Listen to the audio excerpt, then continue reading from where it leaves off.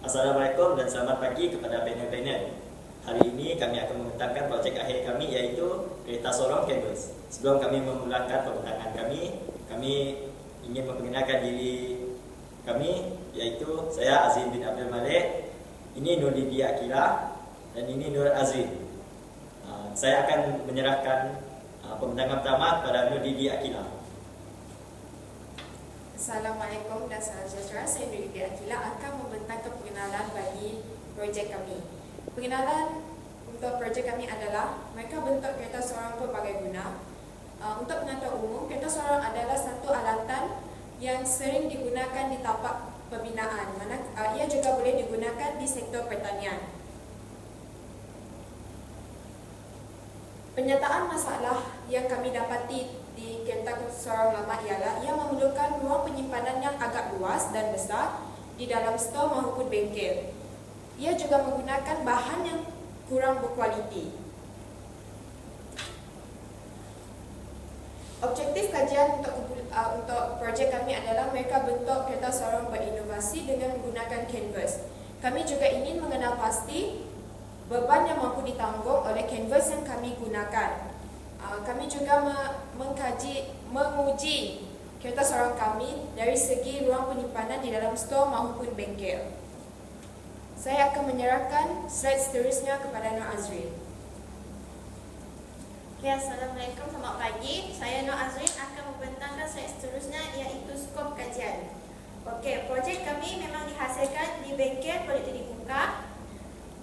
Kereta sorong kami dihasilkan dengan menggunakan bahan seperti canvas, PVC, trampolin, vinylan sebagai bahan utama, besi hollow untuk rangka, dan tayar bukan pneumatik ataupun lebih dikenali sebagai tayar mati.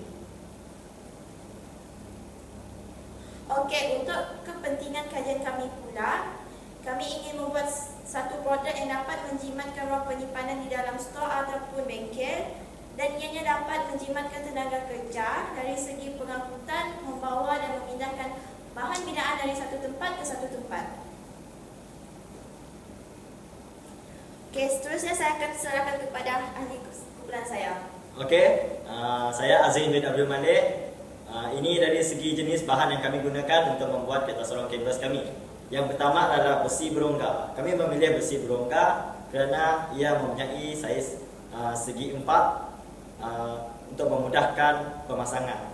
Yang kedua, kami menggunakan canvas PVC trampolin vinylan kerana ia mempunyai ketahanan terhadap hakisan grease, minyak, air, dan mempunyai tahan terhadap cuaca, seperti tahan kepada matahari, pada sinaran cahaya. Yang ketiga adalah roda bukan pneumatik. Kami memilih roda bukan pneumatik kerana ia tidak mudah rosak apabila terkena bahan tajam seperti kaca, paku. Yang seterusnya adalah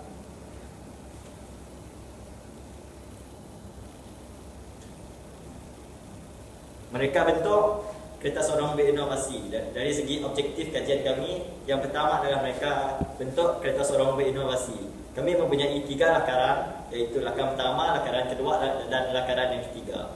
Kami memilih lakaran ketiga untuk dijadikan sebagai projek akhir kami. Seterusnya, objektif kedua kami adalah mengenal pasti beban yang mampu ditanggung oleh canvas kereta sorong kami. Kami menggunakan pasir untuk menguji ketahanan terhadap canvas. Yang pertama, kami menggunakan kereta sorong yang sedia ada untuk menguji, dan kami meletakkan pasir ke dalamnya sehingga penuh, dan kami mendapatkan sebanyak 83.302 kg. Manakala kereta sorong canvas kami meletakkan yang maksimumnya adalah 115.231 kg. Yang objektif ketiga kami adalah menguji kebolehkerjaan kereta sorong terhadap ruang penyimpanan di dalam stor. Kereta sorong kami, kereta sorong lama mempunyai panjang 1.50 meter kali 0.54 meter panjang dan 0.57 meter lebar. bersamaan dengan 0.46 meter padu. Seterusnya kereta sorong canvas mempunyai 1.08 meter panjang dan 0.28 meter tinggi dan 0.49 meter lebar. Ia mempunyai isi padu sebanyak 0.15 meter cube. Untuk ruang penyimpanan isi padu, kami menguji menggunakan isi padu. Sekiranya kami meletakkan satu kereta sorong, kami mendapatkan 0.46 meter padu, manakala kereta sorong canvas kami mempunyai 0.15 meter padu. Manakala sekiranya kami meletakkan dua kereta sorong lama, kami mendapatkan 0.92 meter padu, manakala kereta sorong canvas mempunyai 0.30 meter padu. Yang ketiga, kami meletakkan tiga kereta sorong yang lama, kami mendapatkan 1.38 meter padu, dan kereta sorong canvas mempunyai 0.45 meter padu. Seterusnya, saya akan serahkan kepada Nur Azmi. Okey, seterusnya ini adalah chart untuk projek kami. Okey, untuk minggu yang pertama hingga ke 8 adalah mengenal pasti tajuk dan jenis projek, memilih dan persetujuan tajuk bersama penyedia, mengenal pasti masalah serta maklumat, dan mereka bentuk projek dari jenis prototype. Itu adalah aktiviti kami sepanjang SEM lepas, iaitu bersamaan dengan projek 1.